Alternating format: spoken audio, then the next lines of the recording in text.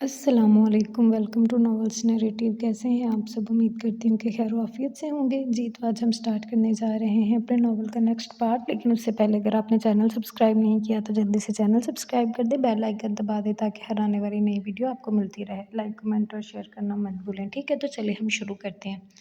तुम मेरी बेटी को सामने रख कर मुझसे अपनी फरमाइशें पूरी नहीं करवा सकती। मैं काम पर जा रहा हूँ, तुम्हारे साथ वक्त ज़ाया करने के लिए फालतू टाइम नहीं है मेरे पास। उठते हुए बोला तो अचानक दिल ने उसका बाजू थाम लिया। मैं आपके साथ वक्त गुजारना चाहती हूँ दारम सिंह। जानती हूँ आप मुझसे खफा हैं, लेकिन मैं आज सारा दिन आपके साथ गुजारना चाहती हूँ। वो उसके हाथ पर अपना माथा टिकाए इल्तिजा भरे लहजे में बोली। दर्द, मैं मजाक नहीं कर रहा, मेरा जाना ज़रूरी है। हाथ छोड़ो मेरा। उसकी आदत थी, वो खुद कभी अपना हाथ नहीं छुड़वाता था। ठीक है, अगर आपका काम पर जाना इतना ज़्यादा ज़रूरी है तो मैं भी आपके साथ चलूँगी। मुझे भी साथ लेकर जाएं। वो ज़िद करने लगी। दारम ने एक नज़र घूर कर उसे देखा था। मुझे घूरे मत, मैं आपकी घूरियों से नहीं डरती। वो उसके घूरने पर फ़ौरन बोली थी। बोर हो जाओगी दर, ये इतना आसान नहीं है। सारा दिन कहाँ कहाँ भटकता फिरता हूँ मैं, जानती भी हो। वो उसे देखते हुए समझाने लगा। जानती हूँ, सारा दिन इसी गाँव में होते हैं, इसी गाँव में लूट लूट घूमते रहते हैं।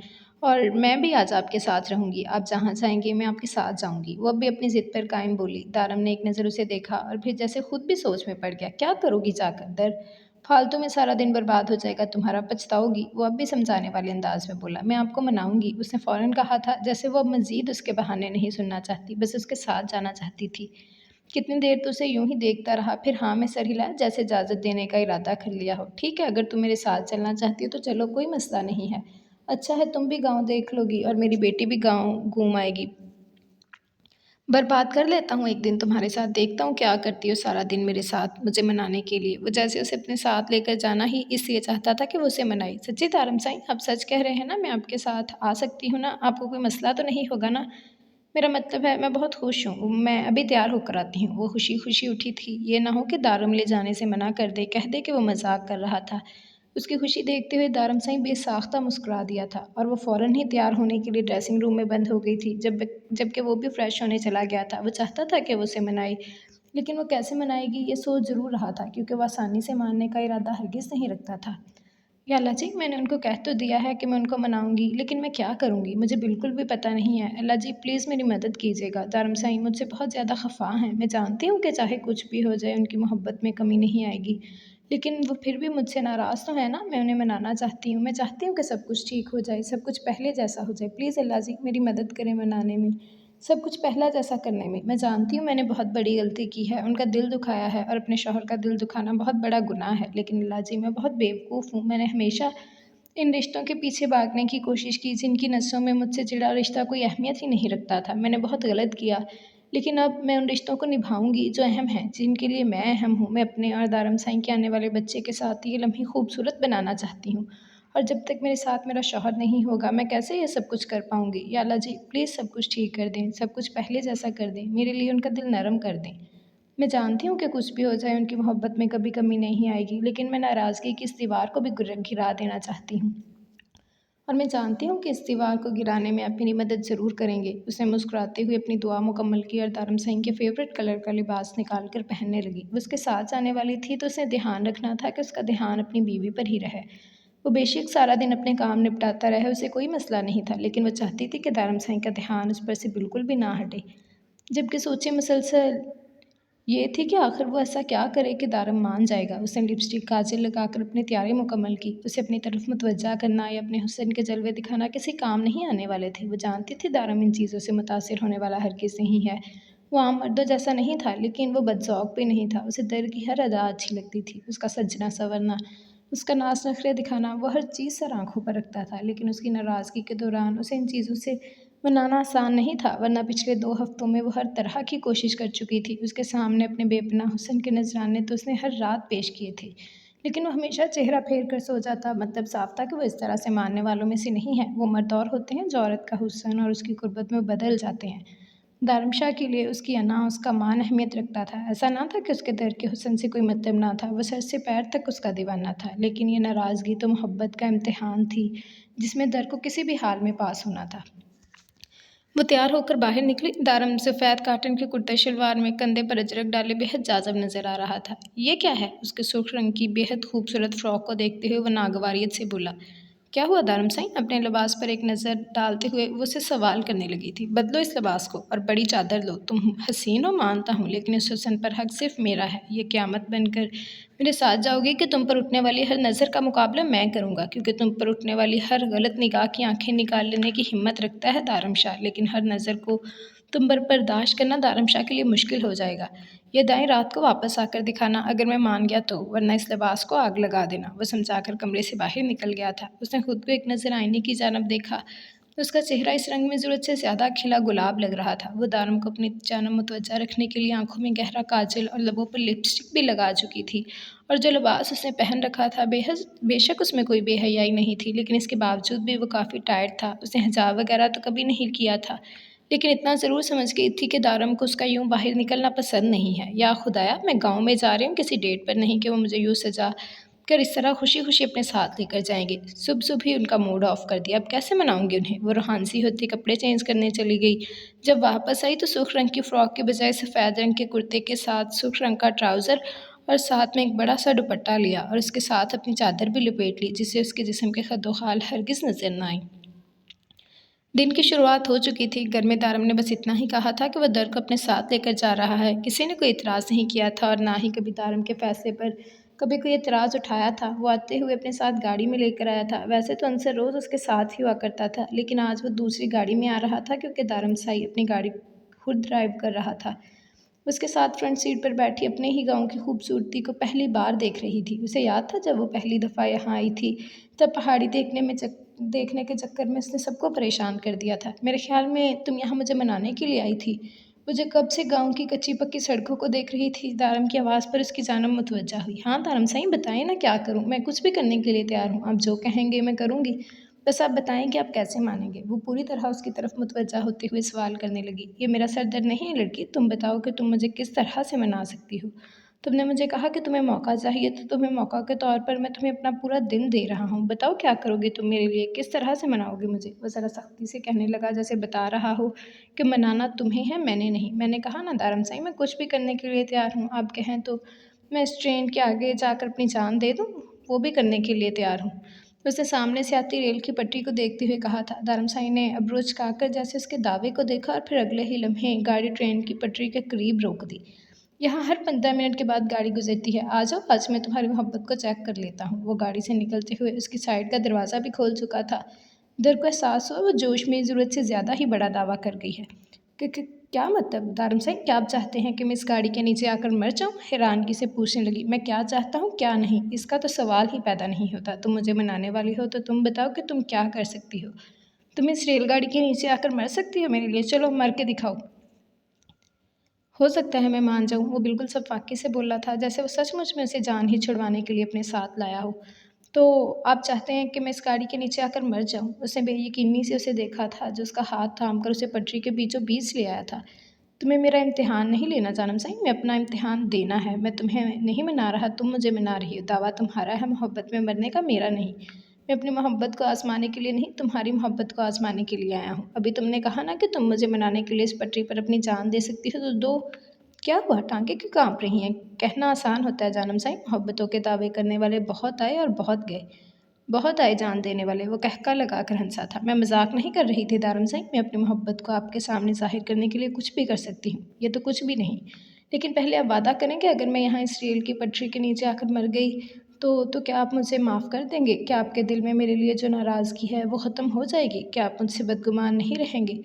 उसकी आँखों में आँखें डाले सवाल करने लगी, जबकि दूर से कहीं पटरी पर रेल की आवाज़ आई थी। हाँ, कर दूँगा माफ़, बल्कि रोज़ आया करूँगा तुम्हारी कब्र पर फ़ातिहा पढ़ने के लिए। उसके चेहरे पर दिलकश मुस्कुराहट थी। न जाने कैसे दर के लबों पर उसकी मुस्कुराहट कैद हो गई। मुकरिएगा नहीं तारम सिंह, ये ना हो कि आपकी दर अपनी कब्र में लेटे आपका इंतज़ार करते रहे और आप मेरे किसी सौतन के पहलू में आराम फरमाते रहें। वो उसे देखते हुए मुस्कुरा कर बोले तो दारम हाँ में सर हिलाता दूर से आने वाली गाड़ी को देखने लगा, और फिर जैसे नज़र दर के चेहरे पर जम गई। शायद वो उसके चेहरे पर डर तलाश कर रहा था, लेकिन उसके चेहरे पर मुस्कुराहट थी, यानी कि मौत इतने करीब भी मुस्कुरा रही थी। ट्रेन मज़ीद करीब आने लगी तो दर की मुस्कुराहट मज़ीद गहरी हो गई, लेकिन दारम के चेहरे की मुस्कुराहट गायब हो गई। उसे डर उसे डरने के लिए उसे डराने के लिए वो पटरी से उतर गया, लेकिन उसकी मुस्कुराहट वहीं थी। उसकी आवाज़ बहुत ज़्यादा है दारमसाई। अगर आप मुझे मारना ही चाहते थे तो किसी ऐसी जगह पर मारते जहाँ पर आवाज़ कम हो। यहाँ तो मौत से पहले मेरे कान फट जाएंगे। ऊँची आवाज़ में चिल्लाते हुए बोली थी। फिक्र मत करो, अगले जन्म में किसी और तरीके से मारूंगा, लेकिन फ़िलहाल इसी मौत का कबूल करो। मैं अभी तुम्हारे लिए इससे बेहतर कोई बंदोबस्त नहीं कर सकता। वो भी उसी के अंदाज में चिल्लाते हुए बोला तो नूर ने अफसोस से गर्दन हिलाई। चलें तो फिर क्या याद करेंगे। मैं आपकी खुशी में खुश इसी मौत को गले लगाने के लिए तैयार हूँ, लेकिन आप हर रोज़ मेरी कब्र पर आकर फातिहा अदा कीजिएगा।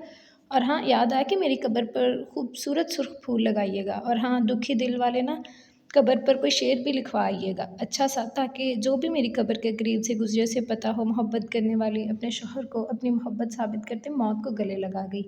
वो एक्टिंग की इंतहा कर रही थी। दारमसाई के लबों पर बेसाख्ता मुस्कुराहट आई थी, जबकि ट्रेन हर गुजरते लम्हे के साथ पास आती जा रही थी। दारम आहिस्ता आहिस्ता कदम उठाता उसके पास आया। इससे पहले कि ट्रेन मज़ीद उसके करीब आती, वो लम्हे में उसका हाथ खींचकर उसे अपनी जानब खींच चुका था, और उसके साथ ही वो किसी छोटे से मासूम बच्चे की तरह उसकी बाहों में कैद हो गई। सच तो ये था कि ये लम्हात उसे भी सहमा गए थे, लेकिन यकीन था कि वो उसे अपनी आंखों के सामने कभी मरने नहीं देगा। ट्रेन बहुत लंबी थी कि उसे गुजरते गुजरते तकरीबन 1.5 से 2 मिनट लग गए थे, लेकिन इस दौरान वो मुसलसल उसके दिल की धड़कनों को सुनती रही। ये शोर उसे खो देने का नहीं था, बल्कि उसकी मोहब्बत की शिद्दत का था। उसे अपनी बाहों में कैद किए वो दुनिया जहान बुलाए उसे खुद में छुपाए हुए था। नहीं नहीं, नहीं जीना, मुझे मरने दो। जालिम ज़माने वालों, नहीं करता मेरा शौहर मुझसे मोहब्बत, तो ज़िंदगी का क्या करूँ मैं। इस ज़िंदगी से बेहतर है कि मौत मुझे गले लगा ले। ए ट्रेन, तो वापस आ। ये ट्रेन, तू वापस आ, मुझे कुचल कर रेज़ा रेज़ा कर दे। ज़िंदगी में ना सही, मौत के बाद तो मुझे मोहब्बत मिलेगी। मेरा शौहर रोज़ मेरी कब्र पर आकर फातिहा पढ़ेगा। वो सर पर उल्टा हाथ रखे दुहाइयाँ दे रही थी, जबकि उसके पीछे हटते ही दारम के लबों पर जानदार मुस्कुराहट आ गई थी। ट्रेन कहीं दूर जा चुकी थी, जबकि वो अभी तक शोखियाँ मारने में मसरूफ़ थी। वैसे मानना पड़ेगा, आप उनसे कितनी मोहब्बत करते हैं ना। मुझे बचाने के लिए आ ही गए ना, आप मेरे मुहाफ़िज़ हैं। मुझे इस तरह से मरने थोड़ी छोड़ देते। क्या अब आप मुझसे राज़ी हैं? साबित हो गई मेरी मोहब्बत? उसे देखते हुए सवाल करने लगी, जबकि तारम ने फ़ौरन नफ़ी में सर हिलाया था। ड्रामेबाज़ियाँ बंद करो जानम सही, अभी तक ये साबित नहीं हुआ। तुम्हें क्या लगता है मैंने तुम्हें माफ़ कर दिया है? हरगिज़ नहीं। हाँ, मैंने तुम्हें बचाया है, इसलिए नहीं क्योंकि मैं तुमसे मोहब्बत करता हूँ, बल्कि इसलिए क्योंकि तुम्हारे अंदर पलता हुआ वजूद मेरी मासूम बेटी भी तुम्हारे साथ जाएगी।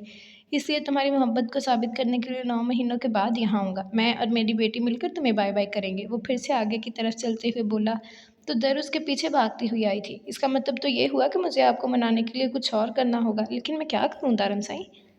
कुछ बताएँ तो सही, मैं क्या करूँ आपको मनाने के लिए? मुझे कुछ समझ नहीं आ रहा। वो उसे देखते हुए परेशानी से पूछने लगी, मुझे नहीं पता, जो करना है करो, लेकिन फ़िलहाल ऐसा करो, मेरी जान छोड़ो। घर जाओ, ड्राइवर तुम्हें घर छोड़ आएगा। मुझे यहाँ बहुत सारा काम है, अब मैं डेरे की तरफ जा रहा हूँ। वो ज़रा बेज़ार लहज़े में बोला, बिल्कुल भी नहीं, मैं आपकी जान हरगिज़ नहीं छोड़ने वाली। आज मैं आपको मना कर ही दम लूँगी, चाहे कुछ भी क्यों ना हो जाए, बस ये मेरा आखिरी फ़ैसला है। और मुझे भी डेरा देखना है, पता चले कि डेरे पर क्या होता है। वो उसके साथ आते हुए दोबारा गाड़ी में बैठ गई। दारमसाई सर हिलाता गाड़ी का रुख डेरे की तरफ कर चुका था। वो उसके साथ डेरे पर आई थी, जबकि साहिर साईं पहले से ही यहाँ मौजूद था। थोड़ी देर में सिनान साईं भी वहीं आ गया। जहाँ नूर की आमद इन दोनों के लिए खुशगवार थी, वहीं उसके आने का मतलब दोनों ही समझ नहीं पा रहे थे। नूर बच्चे, तुम यहाँ क्या कर रही हो? यहाँ डेरे पर ज़्यादातर मर्द हज़रात ही होते हैं, तुम बोर हो जाओगी। मुझे तो लगा था कि वो तुम्हें गाँव घुमाने लेकर जा रहा है, लेकिन यहाँ डेरे पर कुछ भी नहीं है देखने लायक। सिनान ने उसे देखते हुए कहा था। कुछ नहीं सिनान अद्दा, वो मुझसे खफ़ा हैं। मैं उन्हें मनाने के लिए इनके साथ आई हूँ, लेकिन मुझे समझ में नहीं आ रहा मैं ऐसा क्या करूँ कि वो मान जाएँ। वो तो बिल्कुल मेरी तरफ देख भी नहीं रहे। देखें, सब कुछ है हमें सिवाय मेरे। वो एक नज़र दारम की तरफ देखते हुए बोली, जो अपने ही किसी काम में मसरूफ़ अनसर से बातें कर रहा था। हाँ, तो ये गलती भी तुम्हारी ही है। साहिर की आवाज़ पर उसने पलट कर देखा। वापस आने के बाद साहिर उससे पहली बार ही बात कर रहा था। जानती हूँ गलती मेरी है, लेकिन अब मैं अपनी गलती सुधारना चाहती हूँ, प्लीज़ मेरी मदद करें। जानती थी कि साहिर उसके और दारम के निजी मसाइल के बारे में सब कुछ जानता है। बस उसके पीछे पड़ी रहो। जिनसे मोहब्बत की जाती है उन्हें नज़रअंदाज करना आसान नहीं होता। उसने मुस्कुराकर उसकी हिम्मत बांधी थी। सिनान भी उसके मशवरे पर मुस्कुराते हुए अपने काम में मसरूफ़ हो गया, जबकि वो उसके पास ही बैठी रही थी। साहिर के साथ उसने कभी भी बेतकल्लुफ़ होकर बात नहीं की थी, लेकिन इतना जानती थी कि वो दारम के लिए बेहद अज़ीज़ है। अगर उसे दारम का हमराज़ कहा जाए तो वो भी गलत ना था। आपको पता है साहिर साई, मैं बहुत ज़्यादा डर गई थी। मुझे लगा था कि अब कभी भी दारम मेरे पास नहीं आएँगी, लेकिन न जाने कैसे अल्लाह ने उन्हें मेरी मदद के लिए भेज दिया। मैंने जब उन्हें फ़ोन किया था तब उन्होंने मुझे कोई जवाब नहीं दिया था। मुझे यही लगा कि वो मेरे बारे में कुछ भी नहीं जानती, लेकिन खुदा का शुक्र है कि उन्होंने वो कॉल दारम ने नहीं, मैंने सुनी थी। तारम साईं तो एक दिन पहले ही लंदन के लिए निकल चुका था। जब तुमने उसे तलाक के लिए कहा था, वो तुम्हारे अंदाज से अंदाज़ा लगा चुका था कि तुम्हें ब्लैकमेल किया जा रहा है। वो एक दिन पहले ही लंदन की फ़्लाइट लेकर पाकिस्तान से रवाना हो चुका था, लेकिन उसका फ़ोन पाकिस्तान में ही रह गया था जब मैं अपने कमरे में रख लिया। उस रात जब मुझे तुम्हारा फ़ोन आया, मैं खुद भी परेशान हो गया था। तारम साईं ने वहाँ जाकर अपना नंबर तो ऑन कर लिया था, लेकिन मेरा राब्ता उससे 18 घंटे के बाद हुआ। तुम्हारी कॉल के तकरीबन 18 घंटे के बाद उसे पता चला था कि वो बाप बनने वाला है। आई एम रियली सॉरी, मेरी वजह से तुम्हें 18 घंटे मज़ीद अज़ियत सहनी पड़ी, लेकिन मैं बहुत कोशिश के बावजूद भी दारम से राब्ता नहीं कर पाया था। वो उसे तफ़सील से बताता मुआज़त कर रहा था। इसका मतलब था कि दारम पहले ही समझ गया था कि उसे ब्लैकमेल किया जा रहा है। वो पहले ही जानता था कि उसकी दर बुरी नहीं है। वो जानता था कि उसकी दर से जो भी करवाया जा रहा है, ज़बरदस्ती करवाया जा रहा है। अगर ऐसा था, तो फिर उसका गुस्सा जायज़ है। वो थोड़ी देर के बाद उसके करीब से उठकर अपने काम में मसरूफ़ हो गया था, जबकि दर कितनी ही देर वहीं बैठी रही। दारमसाई को देखती रही, जो मुकम्मल तौर पर उसे नज़रअंदाज कर रहा था। जब एक लड़की भागती हुई आई, बीबी आप कितनी सुहनी हो, ये छतरी रखो, सर पर रंगत ख़राब ना हो जाए। उसके अंदाज़ पर वो मुस्कुरा दी। नहीं, इसकी ज़रूरत नहीं है, ये धूप तो ठंडी है। उसे छतरी बंद करने का इशारा किया। हाँ बीबी जी, धूप तो ठंडी है, इसमें कोई शक नहीं, लेकिन आप इतनी गोरी चिट्टी, इतनी हसीन हो, हम नहीं चाहते कि हमारे सरदार साईं की बीवी की रंगत ख़राब हो। उसने शर्माते हुए कहा तो दर को हंसी आ गई। अच्छा तो ये बात है, मुझे लगा कि मुझ पर प्यार आ रहा है, ये तो दारम साईं के लिए किया जा रहा है। उससे हंसते हुए कहा तो वो लड़की बिना शर्मिंदे हुए हाँ में सर हिलाने लगी। और नहीं तो बीबी जी, सरदार साईं हमारे लिए इतना कुछ करते हैं, हम उनकी बीवी का भी इतना ख्याल ना रखें, ये तो ज़्यादती है ना। वो ड्रामाई अंदाज में बोली। खबर जो भी खैर जो भी है, ये तुम मुझे दो, तो मेरा इतना ख्याल रखती हो, मुझे तुम्हारे सरदार साहब का ख्याल रखना है। वो छतरी लेकर दारम के पास आ गई थी, जबकि उसके पास आते ही अंसर वहाँ से उठकर निकल गया था। दारम साईं, वो लड़की है ना, वो कह रही है कि मैं बहुत खूबसूरत हूँ। खैर इसमें तो कोई शक नहीं, ये बात आप मुझे बताते ही रहते हैं। उसे शर्माते हुए कहा तो दारम ने हैरानगी से उसे देखा था, लेकिन उसने कहा कि धूप रंगत ख़राब करती है। फिर मैंने सोचा आप तो मुझसे भी ज़्यादा गोरे चिट्टे हो, ये ना हो कि ये धूप आपकी रंगत ख़राब कर दे, जिस तरह से मैं हसीन हूँ। लेकिन मुझे देखने का हक़ सिर्फ़ आपको है, इसी तरह आपको कोई हक़ नहीं बनता इस तरह अपनी रंगत ख़राब करने का, क्योंकि आपके रंग पर मेरा हक़ है। वो दुपट्टा दांतों में दबाए बिल्कुल गाँव की औरतों की तरह शर्मा रही थी। यकीनन ये प्रैक्टिस वो उस लड़की के पास से करके आई थी, जिसके पास वो भी खड़ी थी। हाँ ठीक कहा, ये छतरी लेकर यहीं खड़ी रहो मेरे पास, मैं अपना काम करता हूँ, गर्मी तो वाक़ई ही बहुत है। वो बिना बुरा मनाए वहीं से पलट गया, जबकि एक बार फिर से अपने काम में मसरूफ़ हो गया था। वो जानबूझकर कभी उस तरफ जा रहा था तो कभी दूसरी तरफ, तक कि नूर थक कर हिम्मत हार कर वापस हवेली चली जाए। और ये भी सच था कि मज़ीद थोड़ी देर के बाद सचमुच में वो काफ़ी थक चुकी थी। ये सब तो उसे काफ़ी आसान लग रहा था। अगर उसे लगता कि इस तरह दारम मान जाएगा, ये सिर्फ उसकी गलतफ़हमी थी। ये बात तो खुद भी बहुत अच्छे तरीके से जानती थी। आज साहिर साईं और सिनान साईं की भी अच्छी खासी इंटरटेनमेंट हो रही थी, जबकि ये जानकर के दारम साईं की बीवी आज डेरे पर मौजूद है। गाँव के मर्द हज़रात इस तरफ आए ही नहीं थे, लेकिन गाँव की काफ़ी औरतें बारी बारी आती रहीं। वह गाँव की औरतों के पास बैठी थी, उनसे बातें करने में मसरूफ़ थी, जबकि दारम उससे एक तरफ फासले पर फसलों की कटाई का हिसाब कर रहा था। ये औरतें भी इसी सिलसिले में यहाँ आई हुई थी। उसने नोट किया था, वो एक एक औरत का हिसाब अलग अलग करके उनके हवाले कर रहा था। वो किसी का हक़ नहीं मार सकता था। यहाँ के सब लोग सिर्फ़ और सिर्फ़ उस पर एतबार करते थे। वो किसी को भी कम या ज़्यादा अहमियत नहीं देता था। कोई फ़कीरों जैसी हालत में ही क्यों ना आए, लेकिन सबके साथ इज़्ज़त व एहतराम से पेश आता था। उनको बेचकर ज़रा फासले पर आए मर्दों से बातों में मसरूफ़ हो गया। जाने वो किस सिलसिले में यहाँ आए थे। दर इन सबको देख सकती थी, लेकिन इनमें से कोई भी उसकी तरफ मुतवज्जा नहीं था। वो कितनी देर से देखती रही। वो इन सब मर्दों में सबसे अलग, सबसे ज़्यादा नुमायाँ था। वो काम समझा कर आया तो अचानक ही वो उसके पास आते हुए उसके लबों को चूमती पीछे हुई। उसकी हरकत पर दारम साईं खुद भी सहाकत रह गया था। उसने आगे पीछे हर तरफ देखा था। पहले तो यही शौक़ काफ़ी बड़ा था कि दर ने खुद उसके लबों को छुआ है, जबकि ये तो शुक्र था कि साहर और सिनान का ध्यान इस तरफ नहीं था। वो अपनी ही बातों में मगन थे और अंसर बाहर उसकी गाड़ी के करीब खड़ा था। बहुत हो गया, अब तुम एक सेकंड भी यहाँ नहीं रह सकती, निकलो यहाँ से। अभी अभी अंसर तुम्हें हवेली छोड़ के आएगा। वो गुस्से से घूरते हुए बोला तो दर ने मुंह बना लिया। सॉरी ना दारम साईं, गलती से हो गया, फ़ौरन कान पकड़ते हुए कहा। लेकिन अब दारम उसे यहाँ रखने का रिस्क हरगिज़ नहीं उठा सकता था। अब दोबारा नहीं करूँगी, ये देखें मैं चुप होकर बैठ गई हूँ। वो वापस चारपाई पर बैठते हुए बोली, नहीं मैंने कह दिया ना कि अब तुम एक और सेकंड यहाँ नहीं रह सकती, तो मतलब साफ़ है कि तुम यहाँ नहीं रह सकती। चलो जाओ यहाँ से, वो उसे घूरते हुए सख्ती से बोला था। नहीं दारम साईं, मुझे आपको मनाना है, मैं आपको छोड़कर हरगिज़ नहीं जाऊँगी। उसे देखते हुए बेहद मासूमियत से बोली थी, तुम्हारे बस की बात नहीं है लड़की, तुम मुझे नहीं मना सकती, तुम फ़ेल हो चुकी हो। अब तुम हवेली ही जाओ, मैं तुम्हें मज़ीद कोई मौका नहीं दे सकता। वो उसे जल्द से जल्द यहाँ से भेजना चाहता था। दारम साईं प्लीज़ ऐसा तो ना कहें, मैं आपको मनाना चाहती हूँ, मुझे समझ में नहीं आ रहा कि मैं ऐसा क्या करूँ कि आप मान जाएँ। तो इसीलिए तो ये उल्टी-सीधी हरकतें कर रही हूँ। आप खुद भी तो नहीं बता रहे कि क्या करूँ कि आप माफ़ कर दें। प्लीज़ कुछ तो बताएँ, लाउड स्पीकर में ऐलान करो, लाउड स्पीकर में ऐलान करो, लेकिन मुझे मेरा काम करने दो। वो बेहद गुस्से से उसे घूरते हुए बुलंद आवाज़ में बोला था, जबकि वो उसकी बात सुनकर सिर्फ़ हाँ में सर हिला गई। जबकि दारम आगे बढ़ गया था, वो मज़ीद उसके साथ अपना वक़्त बर्बाद नहीं कर सकता था। वो खुद भी जल्दी से जल्दी हवेली जाना चाहता था, ताकि इस मुसीबत को वापस हवेली छोड़े। उसे सच में आज उसे बहुत तंग किया था। वो डेरे के दरवाज़े से बाहर निकली, तो दारम ने उसे बाहर निकलते हुए देखा था, लेकिन उसे पता था वो ज़्यादा दूर हरगिज़ नहीं जाएगी। और अब तो पूरा गाँव उसे जानता था कि उसे लेकर उसे कोई टेंशन भी नहीं थी।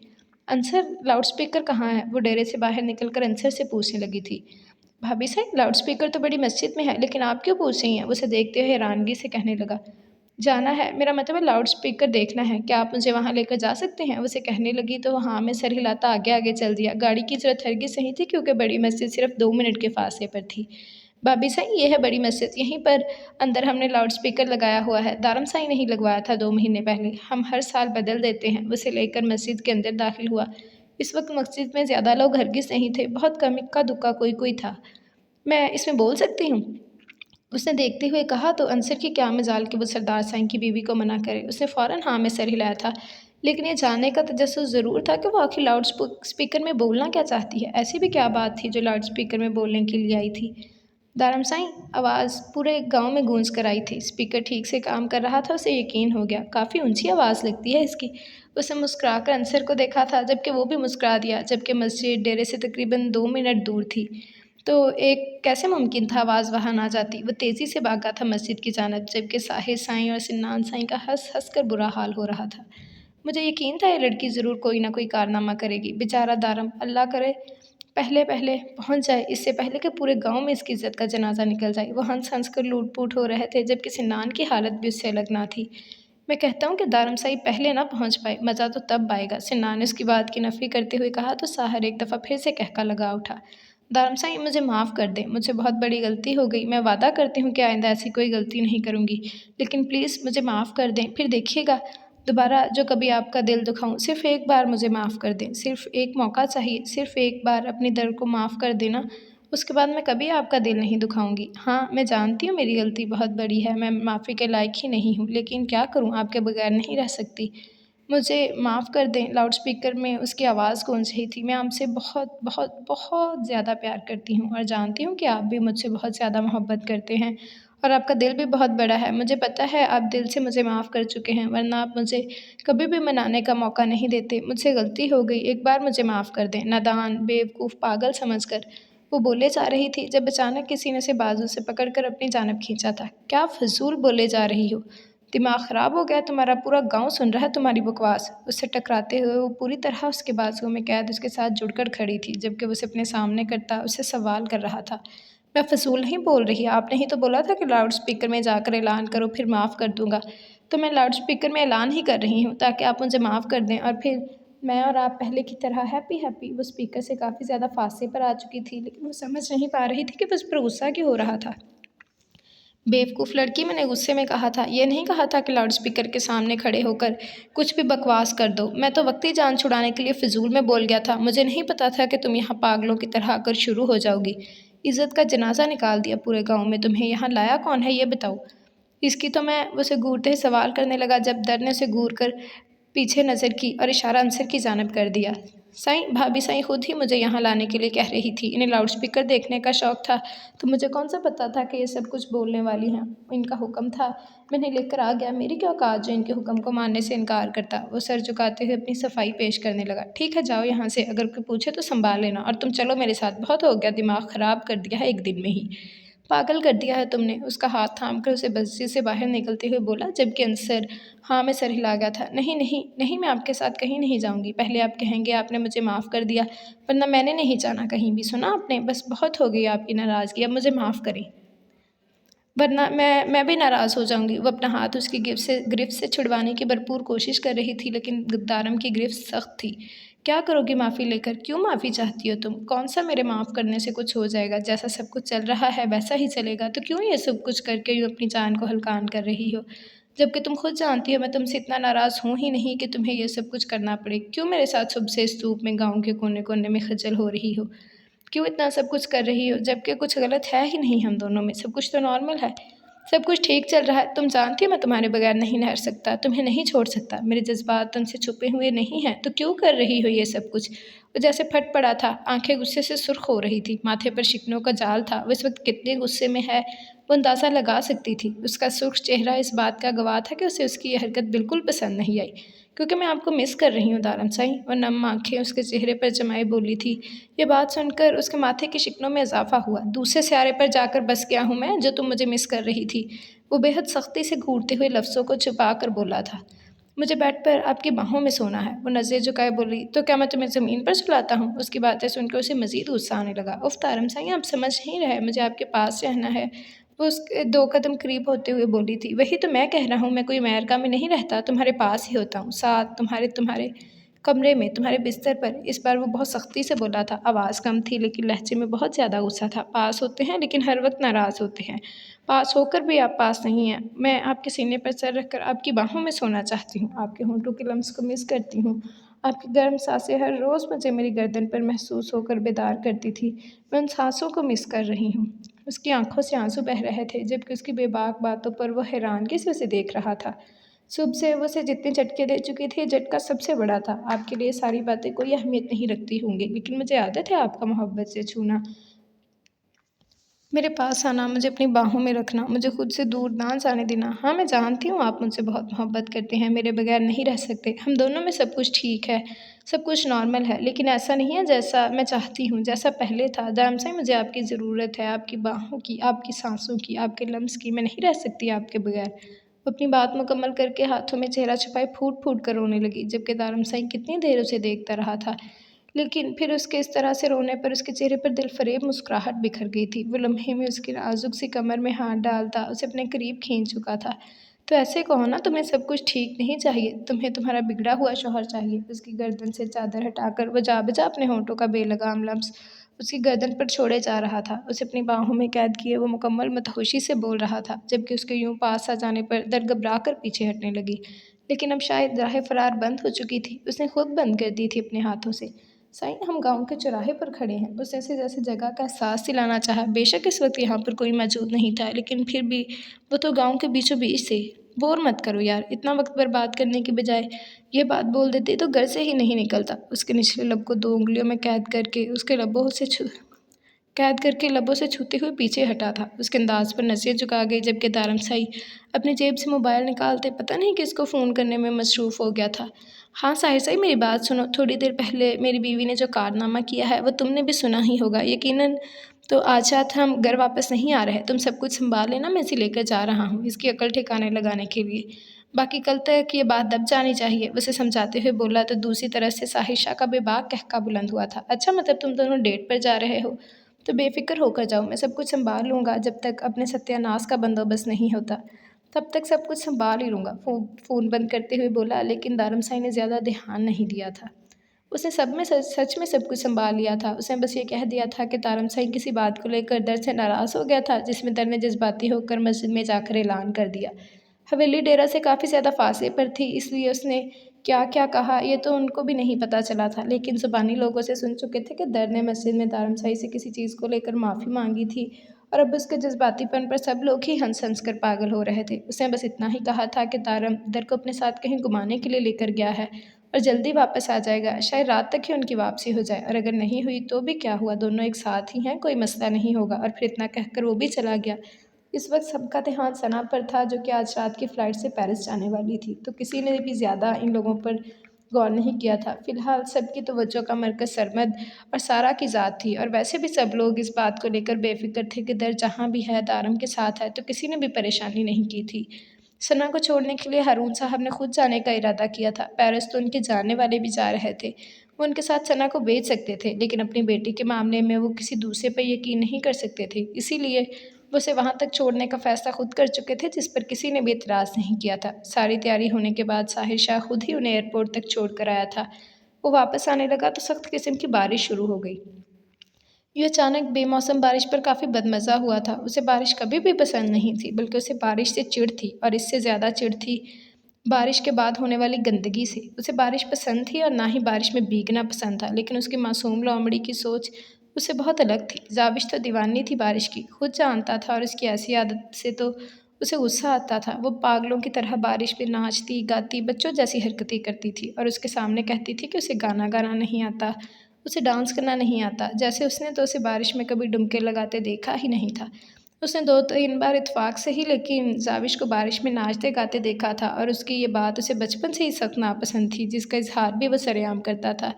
लेकिन सबने यही कहा कि बच्ची है, बड़ी होगी तो ठीक हो जाएगी। लड़कियाँ तो वैसे भी बारिश की दीवानी होती हैं, लेकिन इनको साहिर को पसंद नहीं था कि उसकी बीवी उसे छोड़कर किसी और चीज़ की दीवानी हो जाए। हाँ, उसे जलन महसूस होती थी हर उस चीज़ से जो ज़ाविश की नज़र में उससे ज़्यादा अहमियत रखती थी। वो जानता था इस वक्त भी वो बारिश में ही पागलों की तरह नाच रही होगी, इसीलिए तो वो जल्द से जल्द घर पहुंचना चाहता था। उसका बस चलता तो वो बारिश का एक कतरा भी उसके वजूद पर ना गिरने देता। क्या हुआ दानम साईं, गाड़ी क्यों नहीं चल रही? क्या गाड़ी ख़राब हो गई है? वो तो कब से बाहर बारिश में ठीक करने की कोशिश कर रहा था। उसे बाहर निकलने से साफ मना कर चुका था। उसे हरगिज़ नहीं लगा था कि उसकी गाड़ी उसे बीच रास्ते में इस तरह से धोखा दे जाएगी। लेकिन ऐसा हुआ था। उसकी गाड़ी का ये पहला इत्तेफ़ाक था कि दारमशाह की फ़ेवरेट गाड़ी ने उसे धोखा दिया था और उसे अफ़सोस भी था, क्योंकि ये गाड़ी उसे 3 साल से बेहद अज़ीज़ थी। सबके इतने बार कहने के बावजूद उसने गाड़ी नहीं बदली थी और आज दर्द के साथ ज़िंदगी का सबसे खूबसूरत सफ़र कर रहा था कि उस गाड़ी ने उसका साथ छोड़ दिया।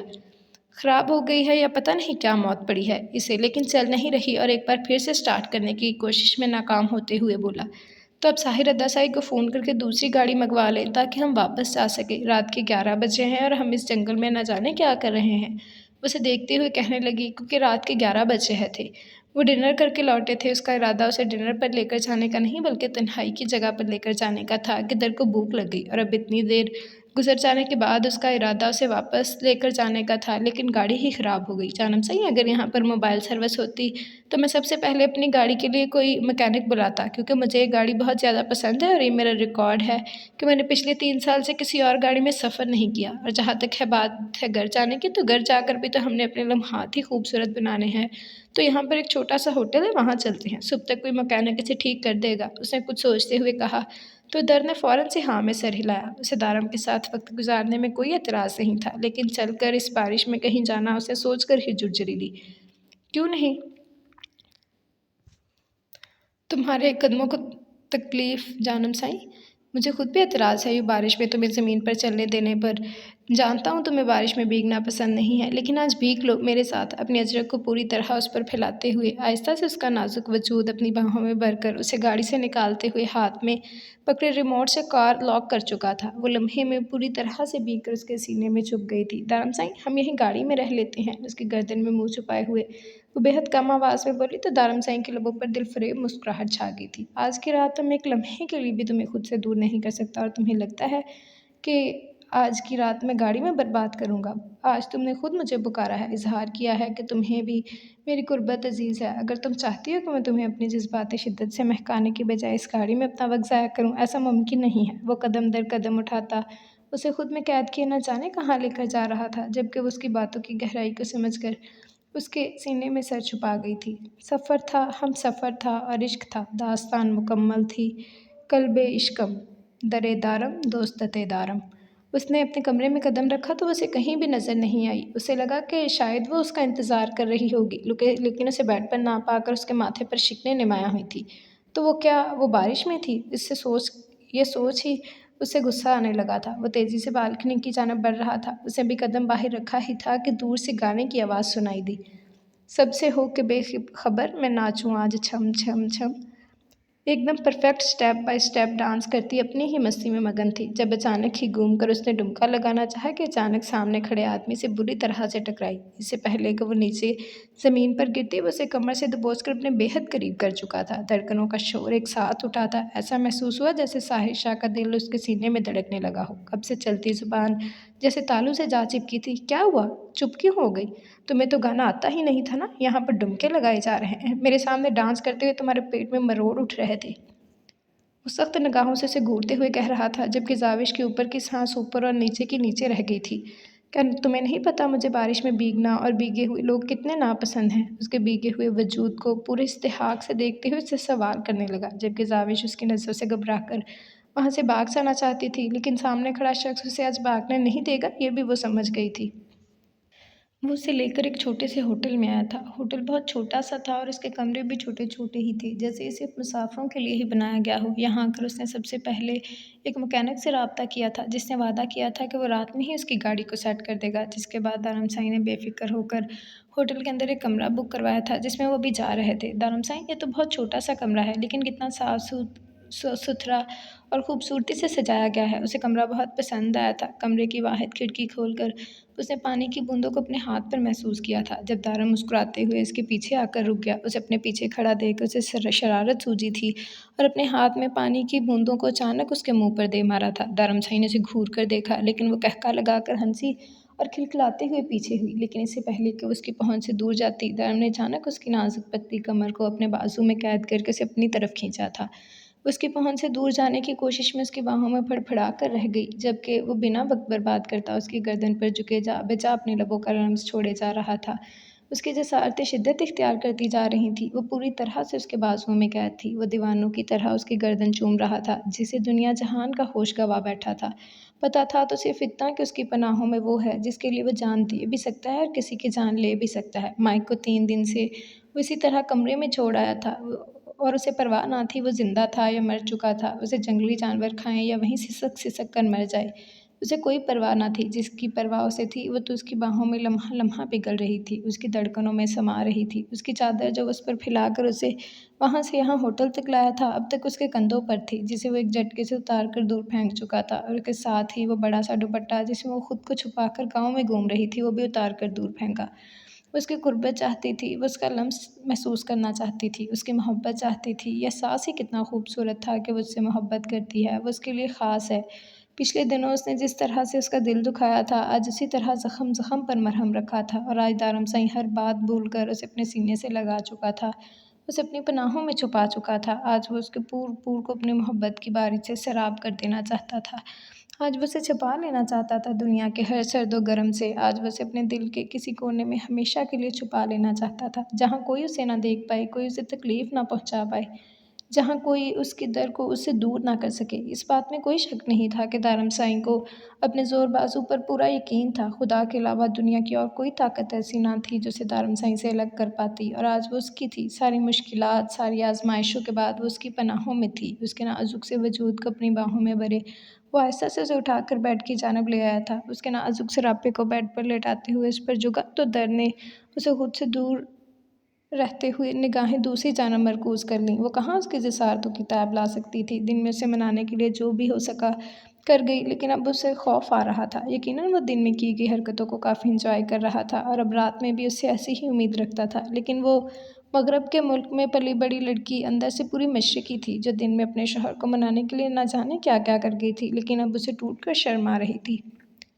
अगर तुम आज रात ये कहा कि लाइट ऑफ़ करो तो बहुत बुरा होगा, क्योंकि आज मैं तुम्हारी आंखों में देखना चाहता हूँ, ताकि पता कर सकूँ कि दिन वाली लड़की और ये रात वाली लड़की एक ही है, या वो लड़की कोई और थी जो मुझे मनाने के लिए मेरे भाइयों के सामने मेरे होंठों को चूम गई थी। मैं तो इस वक्त से सोच सोच कर परेशान हो रहा हूँ। ज़रा मेरी कन्फ्यूजन को दूर कर दो। उसके चेहरे को अपने हाथों में थामते हुए वो बेबाक अंदाज में कहता, उसके लबों को अपने लबों की कैद में ले चुका था। महक तो वही है, कशिश भी वही महसूस होती है, लेकिन वो शर्माई नहीं थी। उसका चेहरा थोड़ी से पकड़कर ऊंचा करता वो दिलफरेब अंदाज में मुस्कुराते हुए बोला था, तो दर्द ने शर्माकर अपना चेहरा फ़ौरन उसके वसी सीने में छुपा लिया, जहाँ जैसे उसे हर मसले का हल मिल गया था। धर्मशाह का कहका कमरे में बुलंद हुआ तो उसे खुद में भींचता चला गया। बाहर बारिश अपने ज़ोर पर बरसा रही थी, जबकि अंदर दारमशाह की मोहब्बत में वो भीगती चली जा रही थी। साहिर सही वो मैं तो बस ऐसे ही बारिश में भीग कर एंजॉय कर रही थी। मुझे पता है आपको किसी का बारिश में भीगना नहीं पसंद, लेकिन आप नोट तो करें, मेरा मतलब है इसको महसूस तो करें कि कितनी खूबसूरत है, ये बरसती हुई कितनी खूबसूरत लगती है। आपने कभी इसे महसूस ही नहीं किया, तभी तो ये आपको पसंद नहीं है। वो अपनी खिलखिलाहट छुपाने के लिए उसे बातों में लगाने की नाकाम कोशिश कर रही थी, जबकि वो सामने खड़ा उसे सख्त निगाहों से घूरे जा रहा था, जैसे आंखों से ही सालम निकल जाएगा। एक लफ्ज़ भी नहीं। तुम्हें पता है मुझे किसी का नहीं बल्कि तुम्हारा बारिश में भीगना पसंद नहीं है। मुझे दुनिया वालों से कोई मतलब नहीं है, कोई क्या करता है, क्यों करता है, कैसे करता है, मुझे सिर्फ तुमसे मतलब है। मेरे सामने मेहंदी वाली रात क्या वादा किया था तुमने कि तुम मेरे लिए गाना गाओगी और ये करोगी डांस, लेकिन तुमने नहीं किया और अब यहाँ बारिश में पागलों की तरह नाच रही हो। तुम्हें मैं मासूम समझता था, मुझे लगा था नादान हो, किसी चीज़ की समझ नहीं है, तुम अनजान हो मेरे जज्बात से, इसीलिए तुमने वो मन्नत वाला ड्रामा किया है। लेकिन नहीं, यहाँ तो संन्यास संन्यास करके तुमने मेरे जज्बात का सत्यानाश कर दिया। यहाँ बारिश में तुम जो कर रही हो, ये गाने गा रही हो, डांस कर रही हो, किसके लिए? इस बादल के लिए, इस बारिश के लिए, किसके लिए नाच रही थी? इन दीवारों के लिए? ये बादल तारीफ़ करेंगे तुम्हारी, ये बारिशें देंगी तुम्हारे गानों,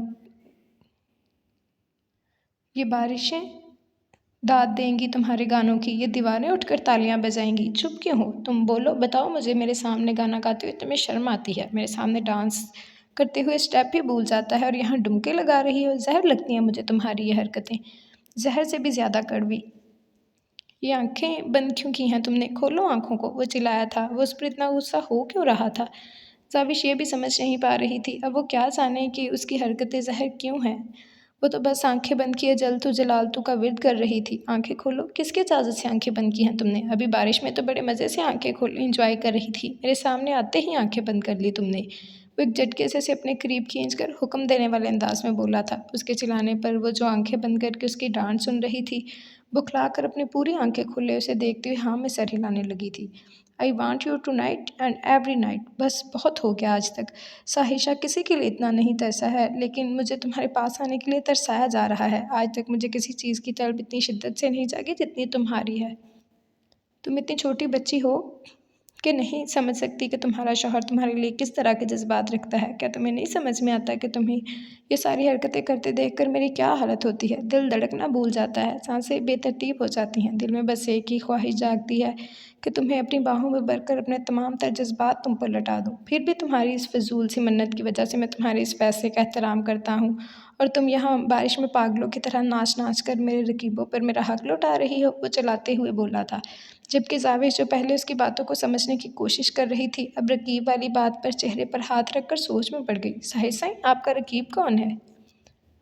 उसने बहुत हिम्मत करके सवाल किया था। बेचारी तजस्सुस के हाथों मजबूर थी। बेवकूफ़ लड़की, ये दीवारें, ये बादल, ये बारिश, हर वो चीज़ जो मुझसे ज़्यादा तुम्हारे करीब है, जो तुम्हें देख रही हैं, तुम्हें महसूस कर रही हैं। उसे समझाते हुए बोला तो जाविश को कोई दीवाना ही लगा था। लेकिन बहुत हो गया, अब मुझसे ज़्यादा तुम्हारे करीब और कोई नहीं हो सकता। मेरी हो तुम, सिर्फ मेरी हो, और आज मैं साबित करूँगा कि तुम पर मेरा हक है। तुम अपनी खूबसूरती किसी को नहीं दिखा सकती, किसी को भी नहीं, किसी बेजान चीज़ को भी नहीं। वो अजीब से अंदाज में कहता उसे अपनी जानब खींचते हुए उसके नाजुक से वजूद को अपनी बाहों में भरे कमरे की जानब ले आया था, जबकि उसके बदले बदले अंदाज पर जाविश बुखला चुकी थी। वो कमरे में बैठा अपना मोबाइल फ़ोन में मसरूफ़ था जब जरनिश फ्रेश होकर बाहर आई। उसे देखते ही उसके चेहरे पर मुस्कुराहट आ गई थी। वो उसका सुकून थी, या शायद सुकून से भी कुछ ज़्यादा। कहा जाए तो गलत नहीं होगा। प्यारे पैगम्बर हज़ूर करीम सल्लल्लाहु अलैहि वसल्लम ने बीवी को मुस्कुरा कर देखने का हुक्म फरमाया, उसकी इज़्ज़त करने का हुक्म फरमाया, उसकी हिफाजत शौहर पर फ़र्ज़ कर दी। इस दुनिया में अफसल तरीन रिश्तों में से एक रिश्ता मियाँ बीवी का करार दिया, उसे दूसरे का लिबास करार दिया। वो कब से खड़ी उसे देखते हुए यही सब कुछ सोच रही थी, जबकि सिन्नान शाह के चेहरे पर सुकून भरी मुस्कुराहट थी। उसके साथ खुश था, बेहद खुश। दारम कहता था कि जरनिश बेटा, तुम ज़्यादा सोचने लगी हो, तुम मुस्कान को ज़्यादा अहमियत दे रही हो, इसीलिए तुम्हें मुस्कान के बारे में वहम होता है। क्या दारम अद्दा सही सही कह रहे थे? क्या मैं सच में वो मुस्कान को लेकर बहुत ज़्यादा जज्बाती हो रही थी? शायद वो वैसी ना हो जैसी लगती हो। शायद उसने सिन्नान की बातों पर यकीन करके उसे अपनी नज़र में ज़्यादा बुरा बना लिया हो। वो सिन्नान की बीवी है, सिन्नान साईं को पसंद नहीं थी। हो सकता है वो इसलिए उसके बारे में ऐसा कहता हो, लेकिन उसने खुद सुना था फ़ोन पर, वो किसी को कह रही थी कि वो साहिर शाह को नहीं छोड़ेगी, साहिर शाह उसका शिकार है। तो फिर ऐसा कैसे हो सकता था? क्या वो सिर्फ़ उसकी गलतफ़हमी थी? क्योंकि दारुम साईं और साहिर साईं को तो उसकी बात पर बिल्कुल यकीन नहीं था। ये हकीकत थी कि मुस्कान ने अभी किसी तरह का कोई ऐसा काम नहीं किया था, बल्कि वो अपने अंदाज से भी बुरी नहीं लगी थी। हाँ, लेकिन उसके पास मोबाइल फ़ोन मौजूद था जो कि उसे मशकूक बनाता था। उसे किसने दिया था वो नहीं जानती थी, लेकिन मुस्कान बहुत नॉर्मल थी। अगर वो कुछ गलत कर रही होती तो क्या वो इतनी नॉर्मल और बेखौफ होती? वो अपनी ही सोचों में मगन थी। जब उसे अपने पेट पर सिन्नान का हाथ महसूस हुआ, फिर उसकी गर्दन पर, फिर उसकी गर्दन पर सांसों का गर्म लम्स महसूस करके मुस्कुराते हुए आस्था से उसके सीने पर सर रख गई थी और बस फिर अपने जहन से हर बुरी तरह की सोच को झटकते हुए वो अपनी महरम की बाहों तक महदूद हो गई थी। वो पहले ही एयरपोर्ट उसे वेलकम करने के लिए खड़ा था। वो बेचैनी से सना का इंतज़ार कर रहा था। उसकी मोहब्बत उसके शहर में कदम रख चुकी थी। उसकी निगाहें दीदारे यार को तरफ उठी थी। वो पागलों की तरह कभी दाएं तो कभी बाएं घूम रहा था, जबकि साथ खड़ा आरिफ बहुत इंजॉय कर रहा था उसकी हरकतों को। सब्र करो आरिश साईं, कैसे बेवकूफ़ों की तरह इधर उधर मुंह मार रहे हो, थोड़ा सब्र कर लो। वो रास्ता भूले नहीं होंगे भाभी, साईं ने यहीं आना है। कहाँ जाएगी बेचारी। आरब के लुकमा देने पर वो उसे देखने लगा था। वो उससे काफ़ी बड़ा था उम्र में, लेकिन इसके बावजूद भी भाई, अद्दा, साई, लाला जैसे अल्फाज उसने तब तक उसके मुंह से नहीं सुने थे जब तक उसे कोई मतलब ना होता। तुम अपना मुंह बंद करो, तुमसे किसी ने मशवरा नहीं मांगा और ना ही तुमसे कुछ पूछा है। बच्चे हो, बच्चे बनकर रहा करो, सर पर चढ़कर नाचने की ज़रूरत नहीं है। वो उसे सख्ती से कहता। एक बार फिर से निगाहें एयरपोर्ट के दरवाजे की तरफ जमा चुका था। मैंने तुम्हारे पीछे हज़ारों लड़कियों को पागल देखा है, लेकिन अल्लाह की कसम मुझे बिल्कुल अंदाज़ा नहीं था कि तुम्हें भी कुछ इस तरह से देखना नसीब होगा। मेरे भाई, तुम तो गए काम से। उसके कंधे पर हाथ मारता वो 15 साल आरिफ कहीं से भी 15 साल का लड़का नहीं लगता था। वो कभी अपने बाप का दोस्त तो कभी किचन में माँ की बेटी बन जाता था, और अपने भाई के लिए वो क्या था, वो दोनों समझने से कासिर थे। लेकिन वो दोनों एक दूसरे के बिना अधूरे थे। शादी के 1 साल के बाद जहाँ आरिश की पैदाइश ने सारा के दामन को खुशियों से भर दिया, वहीं आरिश के बाद 10 साल तक उन्हें कोई औलाद ही ना हुई, और फिर जब वो आया सबकी जान बन गया। लेकिन आरिश ने अपनी माँ के अलावा सना के लिए अपने जज्बात कभी किसी से शेयर नहीं किए थे, और अपनी माँ को भी उसने ये बात कुछ अर्सा पहले ही बताई थी। अभी दारम शाह की शादी पर ही तो उसने अपने जज्बात उनके सामने ज़ाहिर किए थे, और अब वो उसकी हो चुकी थी। उसे लगा था इसके लिए मुश्किल होगा, लेकिन अगर लगन सच्ची हो और मोहब्बत में ताकत हो तो राज से अपने आप बन जाते हैं। उसकी मोहब्बत सच्ची थी, और सच्चे जज्बात पर तो अल्लाह भी कुन फरमाता है। कैसे मुमकिन था कि उसे उसके पाक जज्बों और सब्र का फल ना मिलता। वो निगाहें दूर दरवाजे पर जमाए हुए से बातें कर रहा था जब वो सामने से आती नजर आई। उसका एक एक कदम वो जैसे अपने दिल की सरजमीन पर पड़ता महसूस कर रहा था। उसके पैरों में अपने आप तेज़ी आ गई थी। वो कब उसके करीब पहुंचा उसे खुद भी एहसास नहीं हुआ था। सना खुद भी उसे यूं अचानक अपने सामने देखकर घबरा गई, लेकिन वो उसके घबराहट का नोटिस लिए बिना उसके नाजुक सरापे को अपने बाजुओं में कैद कर चुका था। सना की धड़कन मध्यम हुई, लेकिन आरिश शाह का दिल तो जैसे धड़कना ही भूल गया था अपनी मोहब्बत को अपनी बाहों में लिए।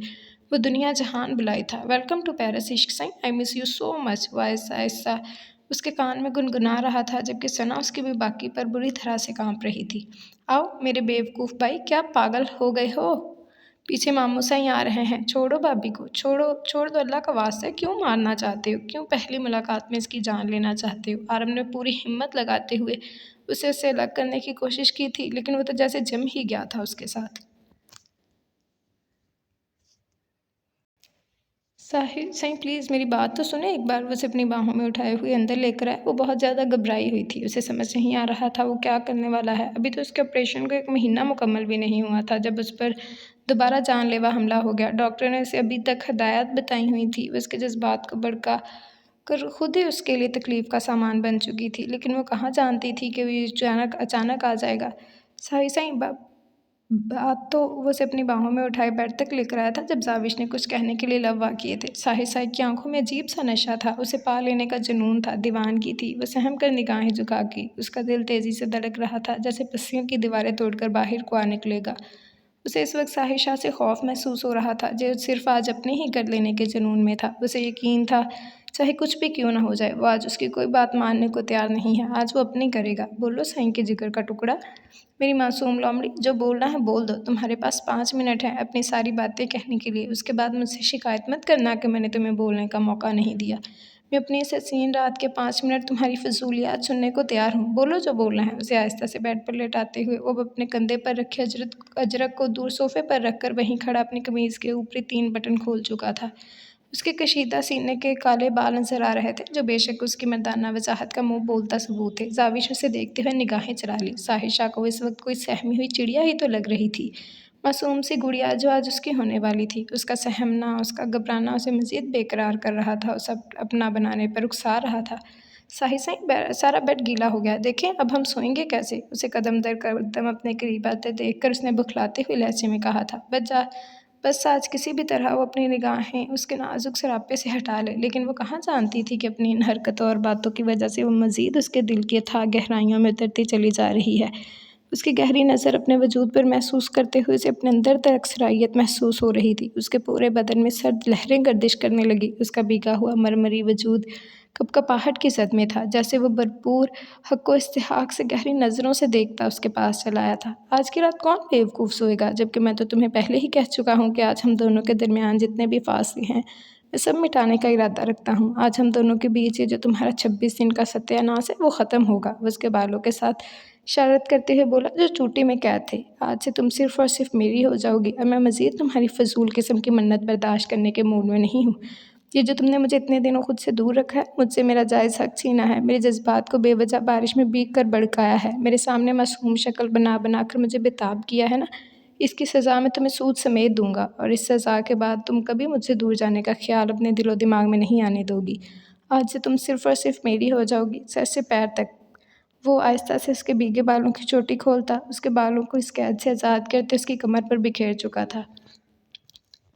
उसके भीगे बाल जा बजा उसके चेहरे को अपने हिसार में लिए गुस्ताखियाँ करने लगे, जो साहिर को पसंद न आया था। अभी तो उसने खुद अपना हक़ नहीं लिया था, वो कहाँ इन बालों को इजाज़त देता उसके साथ छेड़छाड़ करने की। अभी तो उसका पूर साहिर के लम्ब से महकना था और ये गुस्ताख बाल लम्हे में उसके चेहरे पर आए तमाम बालों को अपने हाथों की पोरों से वो पीछे कर चुका था। उसका चेहरा उसके सामने था, उसकी उंगलियों का लम्स अपने चेहरे पर महसूस करते हुए वो आंखें बंद कर गई थी, जबकि उसकी बंद आँखों को देखकर साहिर की घनी मूंछों तले नाबी लबों पर दिलफरेब मुस्कुराहट आ गई थी। साईं, मैं तो आपकी की ही हूँ, बारिश में नाचते गाते हुए भी और मासूम शक्ल बनाते हुए भी, और मैंने आपका हक़ नहीं छीना, सिर्फ़ कुछ दिन के लिए आपको खुद से दूर रखने की मन्नत मांगी है। मेरी इतनी मन्नतों के बाद ही तो आप घर वापस आए हैं, लेकिन आप फ़िक्र ना करें, इस मन्नत में तो बस 2 दिन ही बाकी हैं, उसके बाद ये सत्यानाश ख़त्म। मेरा मतलब है मेरा सन्यास ख़त्म, फिर आप मेरे साथ जैसा चाहे सलूक कीजिएगा, मुझे कोई एतराज़ नहीं होगा। मैं आपको गाना भी गा कर दिखाऊँगी और डांस भी करूँगी, मैंने प्रैक्टिस भी कर ली है। उसने बहुत हिम्मत जमा करके उसके सामने ज़ुबान खोली थी, साथ में एक मासूम सी कोशिश उसे लालच देने की भी की थी। सत्यानाश तो आज ही ख़त्म होगा और तुम डांस भी करोगी और गाना भी गाओगी। इसके लिए तुम प्रैक्टिस करो ना करो मुझे कोई फ़र्क नहीं पड़ता, लेकिन इन सब फ़िज़ूल कामों के लिए बाद में वक़्त निकालूँगा। आज तो ज़रूरी काम करना है, आज मुझे मेरी तलब मिटानी है, तुम्हें अपना बनाना है। अचानक से उसके दुपट्टे को उसकी गर्दन से निकाल कर दूर फेंकता वो लम्हे में उसकी धड़कन उथल-पुथल कर गया था। उसका दिल लम्हे में जैसे घोड़े की रफ़्तार में भागने लगा था। उसने बेइख्तियार अपना हाथ अपनी सुराहीदार गर्दन पर रखा था, जहाँ मौजूद दुपट्टा अब ज़मीन पर पड़ा था।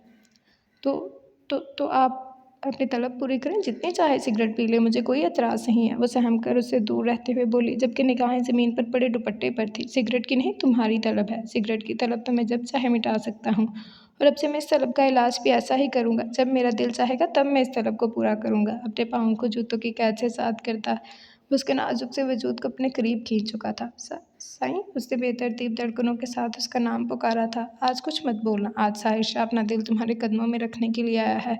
अगर आज तुम पीछे हटी, सारी ज़िंदगी तुम्हें निगाह में रखूँगा, लेकिन निगाह उठा कर देखूँगा भी नहीं। वो सर्द महरी से बोला था। उसका घबराना, पीछे हटना, दूर भागना उसे बुरा लग रहा था। वो उसका महरम था, कोई गैर नहीं, जो वो इस तरह से भाग रही थी। उसकी मंज़िल वही था, आज नहीं तो कल उसकी पनाहों में आना था, सारी ज़िंदगी उसके साथ रहना था, ये ज़िंदगी उसके नाम करनी थी, तो फिर उसका यूँ उससे दूर भागना उसे गुस्सा ही दिलाएगा ना। साहिर साईं, उसने बेयकीनी से उसके लफ्ज़ों पर उसे पुकारा था। हाँ या ना? वो उसकी बेयकीनी नज़रअंदाज करता सवाल कर रहा था। आप बहुत ज़ालिम हैं साहिर साईं, मैं आपको कभी माफ़ नहीं करूँगी, हमेशा के लिए नाराज़ हो जाऊँगी। मेरा सन्यास अभी मुकम्मल नहीं हुआ, आप अपने वादे से नहीं फिर सकते। 26 दिन का सन्यास, सत्यानाश है तुम्हारे सन्यास का। क्यों फ़िज़ूल में एक ही बात बार-बार किए जा रही हो, जबकि बता चुका हूँ कि नहीं रह सकता मैं आज की रात तुमसे दूर। हाँ, हूँ मैं ज़ालिम, ऐसा ही हूँ, अपने हक़ के लिए लड़ना आता है मुझे। उसे बेड पर दूर फेंकते वो उसके करीब से उठा था। जाविश को अपने दिल की धड़कनें सुस्त होती महसूस हुई। क्या वो उससे नाराज़ हो गया था? क्या वो जा रहा था उसे छोड़कर? वो धड़कते दिल के साथ उसकी पीठ को देख रही थी। उसने अलमारी खोली और वहाँ से कोई फ़ाइल निकाल कर उसके पास आया और फ़ाइल उसके सामने फेंक दी। उस फ़ाइल को देखते हुए जो चीज़ उसके दिमाग में आई, उसे उसका दिल बंद होने को आ गया था। क्या है ये? उसने घबराते हुए फ़ाइल की जानब देखा। ये तो उसी हॉस्पिटल की फ़ाइल थी जहाँ से साहिर का इलाज करवाया गया था। उसे क्यों दिखा रहा था? बेवकूफ़ लड़की, फ़ाइल है, नज़र नहीं आ रही है? हॉस्पिटल की रिपोर्ट है मेरी, खोल कर देखो इसे ताकि तुम्हारा सत्यानाश ख़त्म हो। दिमाग ख़राब कर रखा है 1 महीने से। वो सख्त निगाहों से घूरते हुए बोला तो जाविश ने फ़ौरन सामने पड़े फ़ाइल को खोला था। इससे पहले कि वो एक नज़र उसे देकर पढ़ती, साहिर उसे खींचकर सोफ़े पर फेंक गया था। अब इस फ़ाइल को पढ़ते-पढ़ते पता नहीं कितना टाइम वेस्ट करोगी नालायक लड़की, मैं इस नाइट को बर्बाद नहीं कर सकता। इसमें लिखा है कि मैं 100% ठीक हो चुका हूँ, 100% रिकवर कर चुका हूँ, मेरा इलाज मुकम्मल हो चुका है। अब तो तुम्हारा ये सत्यानाश वाला ड्रामा जो इसको बंद करो। आज रात तुम मेरी हो, बल्कि अब से आने वाली हर रात तुम मेरी हो। मुझे पता है तुम मुझसे दूर किस वजह से हो। मैं पहले दिन ही तुम्हारी ग्रेस की वजह समझ गया था। मैं जानता हूँ तुम नहीं जानती थी कि तुम्हारी वजह से मेरा नुकसान हो, क्योंकि इस शदीद कवारे डॉक्टर को ये लगता है कि मैं अपनी बीवी के साथ चंद हसीन लम्हात गुजार कर बीमार हो जाऊँगा। लेकिन अब मैं बिल्कुल ठीक हूँ, तो तुम्हारे मेरे पास आने से कोई मसला नहीं होगा, और अगर कोई मसला हुआ भी तो बाढ़ में जाए ऐसे मसले। अब मैं तुम्हारे पास आने के लिए चट्टान से टकरा सकता हूँ, तो ये मसला क्या चीज़ है? अचानक उसके बेहद करीब बैठते हुए वो एक बार फिर से उसकी धड़कनों से छेड़छाड़ करने लगा, जबकि जाविश ने बड़ी मुश्किल से सांस खींचकर एक नज़र सोफे पर पड़ी फाइल को देखा था। तो क्या तुम्हें भी ये लग रहा है कि मैं झूठ बोल रहा हूँ? उसे चोर निगाहों से फाइल की जानब देखते हुए उसने गुस्से से कहा था। नहीं, तो दुपट्टा देख रही हूँ। मैं तो दुपट्टा देख रही हूँ। उसने फ़ौरन ज़मीन की तरफ देखा था। पहले कभी नहीं देखा ये दुपट्टा? उसके झूठ बोलने पर उसने घूरा था। नहीं, देखा है ना वो। हाँ, कालीन ख़राब हो रहा है, भीगा हुआ है ना वो, और बेड भी ख़राब हो रहा है, मैं चेंज करके आती हूँ। उससे घबरा कर उठने के लिए पर तोले थे, लेकिन इससे पहले कि वो वॉशरूम की तरफ भागती, साहिर ने उसके नाजुक से वजूद को लम्हे में थाम कर अपने करीब खींच लिया, और फिर जैसे जाविश की धड़कनें धड़कना ही भूल गई थी।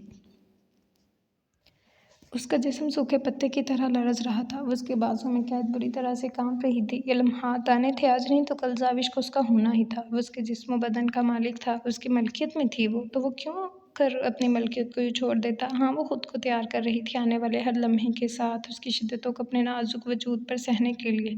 उसे अपने आप को तैयार किया था, लेकिन अचानक से नहीं। उसे तो यही लगा था कि कम से कम वो उसे 26 दिन तो देगा, वो इन चंद दिन तक उसे खुद से दूर रख पाएगी, लेकिन नहीं, वो पहले आ गया था। 2 दिन पहले उसे ऐसे महसूस हो रहा था जैसे वो बिना बताए उसके करीब आ गया हो। उसे जिस्म जा में अजीब सा शोर उठ रहा था। उसका दिल गवाही दे रहा था कि आज शाह की नज़रें वो खुद पर से हटाने में नाकामयाब रहेगी। आज वो उसे पूरी तरह से अपना बनाकर ही दम लेगा। साईं, मेरे कपड़े भी चेंज। वो खड़ती सांसों के साथ न जाने क्या क्या बोले जा रही थी, जबकि साहिर शाह के लबों पर तबस्सुम बिखर गया। मैं हूँ ना, तुम्हें जहमत करने की ज़रूरत नहीं। आज की रात मेरे नाम कर दो, मैं वादा करता हूँ तुम्हें कोई तकलीफ़ नहीं होगी। तुम्हारा डर, तुम्हारी घबराहट, तुम्हारी शर्म और हया सब मेरे लिए अनमोल है। उसका चेहरा अपने हाथों में थामे वो मोहब्बत से चूर लहजे में बोला था। जाविश बेख्तियार निगाहें चुरा गई। साहिर ने आहिस्ता से उसे थाम कर अपने नज़दीक किया, उसे अपने सीने में भेजते हुए उसकी गर्दन में अपना चेहरा छुपा गया। उसके लबों को अपनी गर्दन पर सरसराते महसूस करती वो शर्म से सिमटी जा रही थी, जबकि उसके शर्म से कांपते वजूद को बेड पर लेटाते हुए उस पर साया सा बना गया था। एक बार फिर से उसकी गर्दन पर झुकते हुए खुद को सैराब करना चाहता था, लेकिन जाविश ने बेख्तियार करवट बदल कर उसके अमल को रोका था। साहिर शाह के लबों पर एक बार फिर से तबस्सुम बिखरा, और अब उसके लबों के लम्स को अपनी कमर पर महसूस कर रही थी। बजा बजा अपनी शिद्दतों का लम्स छोड़ रहा था, अपने बेबाक लबों को सराब कर रहा था। अपनी कमीज़ की डोरियों में उसका हाथ उलझता हुआ महसूस हुआ, तो उसने अपना चेहरा तकिए में छुपाते हुए अपनी धड़कनों के शोर को सुना था। अंदर धड़कनों के डोलने अलग ही माहौल बना दिया था। साहिर शाह के लब उसकी गर्दन पर अपनी शिद्दत इख्तियार करते जा रहे थे, जबकि वो आने वाले लम्हात से घबराते हुए खुद को उसकी शिद्दतें सहने के लिए तैयार तो कर रही थी, लेकिन अंदर कहीं सुकून भी था। वो अपने महरम के साथ थी, उसके बेहद करीब, उसकी धड़कनों का शोर उसे भी सुकून दे रहा था। वो बेताब था उसके लिए, उसे पाने के लिए मचल रहा था। वो उसकी गुर्बत का ख्वाहिशमंद था, उसकी मोहब्बत का ख्वाहिशमंद था। वो चाहता था उसके दिलो दिमाग पर सिर्फ उसका बसेरा हो। एक औरत के लिए इससे बड़ा और कोई खूबसूरत एहसास नहीं होता कि उसका शौहर उसका तलबगार है, वो उससे मोहब्बत करता है, वो उसे चाहता है, वो उसे अपनी पनाहों में रखना चाहता है, उसे अपने सीने में छुपा कर रखना चाहता है, उसे दुनिया से अलग करके उसके साथ अपना जहान आबाद करना चाहता है। शौहर और बीवी को एक दूसरे को समझने के लिए अल्फाज की ज़रूरत नहीं होती, उनकी मुस्कुराहट ही उनके जज्बात को एक दूसरे तक पहुंचा देती है। शायद इसीलिए इस रिश्ते को इतना अफसल मुकाम दिया गया है। ये रिश्ता जो इन दो अनजान लोगों को एक दूसरे के इतने करीब ले आता है कि इसके अलावा किसी और पर यकीन करना मुश्किल हो जाता है। तभी तो ये रिश्ता महरम कहलाता है। ये रिश्ता दुनिया का सबसे पाक रिश्ता है। इसे मुकम्मल करने के भी चंद तकाज़े हैं, और साहिर शाह आज तमाम तकाज़ों को पूरा करके अपना और इसका रिश्ता मुकम्मल कर देना चाहता था। आहिस्ता से उसका रुख अपनी तरफ करके वो उसके वजूद को अपनी बाहों में भर चुका था। ज़ाबे चेहरा झुकाए अपनी धड़कनें शुमार कर रही थी। उसका चेहरा अपने हाथ से ऊपर करके तो वो उसकी बंद लरजती पलकों को देख रहा था, जिन पर बारी-बारी लब रखता, उसके गालों को चूमता, उसके लबों पर आया था, उसके लबों पर गर्म सांसों का लम्स छोड़ता, उसके लरजते लबों को देखकर मुस्कुराया था। उसकी घनी मूँछों की चुभन अपनी पलकों के बाद अपने गालों पर महसूस करती, वो अपने लबों पर उसकी इस गुस्ताखी का इंतज़ार कर रही थी, जहाँ वो उसकी गर्म सांसों के लम्स को महसूस कर रही थी, लेकिन घनी मूँछों की चुभन महसूस ना हुई। ज़ाविश ने आँखों पर से पर्दा हटाया, वो जान लौटाती नज़रों से उसके चेहरे के रंग देख रहा था। उसकी खुली आँखों को देखकर दिलफ़रेबी से मुस्कुरा दिया था। जी, तो ये थी हमारी एपिसोड। उम्मीद करती हूँ कि आपको पसंद आई होगी। अपनी राय का इज़हार ज़रूर कीजिएगा कि एपिसोड आपको कैसी लगी। आपकी राय का इंतज़ार रहेगा, आपके कमेंट्स का मुझे बेसब्री से इंतज़ार होता है। तो आप लोग मुझे लाज़मी बताइएगा कि एपिसोड आपको कैसी लगी। तो ये रोमांटिक एपिसोड थी हमारी दोनों कपल्स की, दर्द आरम की भी और साहिर ज़ाविश की भी। आखिर साहिर साई ने भी उसके संन्यास का सत्यानाश कर ही दिया। नतीजा ये निकलना था, नज़र आ रहा था जैसा हमारा बनता था। तो आप लोग लाज़मी बताइएगा कि एपिसोड आपको कैसी लगी। आपकी राय का इंतज़ार रहेगा और आपके कमेंट्स का मुझे बहुत शिद्दत से इंतज़ार होता है। बाकी जो लोग अपनी राय का इज़हार करते हैं, अच्छा रिस्पॉन्स देते हैं, उनकी मैं दिल से शुक्रगुज़ार हूँ और मुझे बहुत खुशी होती है कि आपको नावल पसंद आ रहा है। आगे भी अपनी राय का इज़हार करते रहिएगा और जल्दी से चैनल सब्सक्राइब कर लें, बेल आइकन दबा दें ताकि हर आने वाली नई वीडियो आपको मिलती रहे। लाइक, कमेंट और शेयर करना मत भूलें, ठीक है? तो अब हम इंशाल्लाह मिलेंगे कल नए एपिसोड के साथ। तब तक के लिए इजाज़त दें। दुआओं में याद रखिएगा। अल्लाह हाफ़िज़।